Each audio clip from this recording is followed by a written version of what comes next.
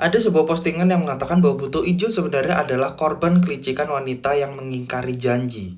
Kalau kita lihat dari aspek filosofis, sebenarnya nggak ada yang salah dan benar.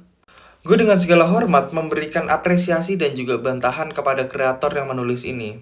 Bantahan ini bukan berarti kreator ini salah atau bagaimana, tapi ini bisa menjadi sebuah gambaran kalau cerita Timun Mas itu melibatkan aspek filosofis yang rumit, cuy. Oke, kita harus tahu dulu konteksnya. Jadi di cerita Timun Mas itu, ada seorang nenek tua yang meminta anak kepada Buto Ijo. Lalu Buto Ijo mengabulkan dengan memberikan biji timun, tapi ketika dia sudah berumur 17, dia akan mengembalikan anak tersebut dan dimakan oleh Buto Ijo. Kalau dipandang lebih jauh di sini ada dua teori yang bisa menjelaskan itu. Yang pertama teori kontrak dan juga teori utilitarianisme. Dari sudut pandang utilitarianisme, moralitas suatu tindakan itu dinilai dari hasilnya. Cara pandang utilitarianisme itu simpelnya kayak gini. Misalnya ada satu orang yang terjangkit virus dan tidak dapat disembuhkan. Dia bisa menularkan ke satu desa misalnya. Dan satu-satunya cara agar warga desa tidak terjangkit adalah dibuat meninggal itu si orang. Orang yang berpandangan utilitarianisme, dia akan menghilangkan satu orang itu untuk kebaikan satu desa.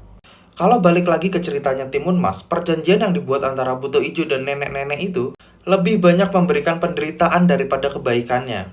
Karena lebih memaksimalkan kebahagiaan yang lebih banyak. Sebenarnya banyak karakter fiksi yang menggunakan cara pandang utilitarianisme juga, seperti Itachi Uchiha dan juga Thanos. Dan justru ada beberapa pihak yang membenarkan tindakan dari keduanya itu. Bantahan yang kedua ini lebih unik cuy. Karena kreator sebelumnya menjadikan alasan berkontrak itu sebagai alasan pembenar. Menurut John Locke, kontrak itu hanya sah ketika tidak ada hak-hak yang dilanggar untuk kontrak tersebut. Lalu Thomas Hobbes itu juga pernah berargumen bahwa manusia tanpa negara, mungkin ya negara hukum mungkin ya, manusia itu akan soliter, miskin, ngeri, brutal. Nah artinya kalau demi kontrak itu seseorang harus melanggar hak kodratnya, ya kontrak itu kehilangan legitimasi moral cuy.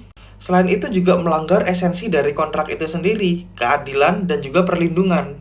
Karena Timun Mas ini cerita dari Indonesia, kita pakai juga hukum di Indonesia, pasal 1320 KUH Perdata. Di mana salah satu syarat sah perjanjian adalah klausa yang halal.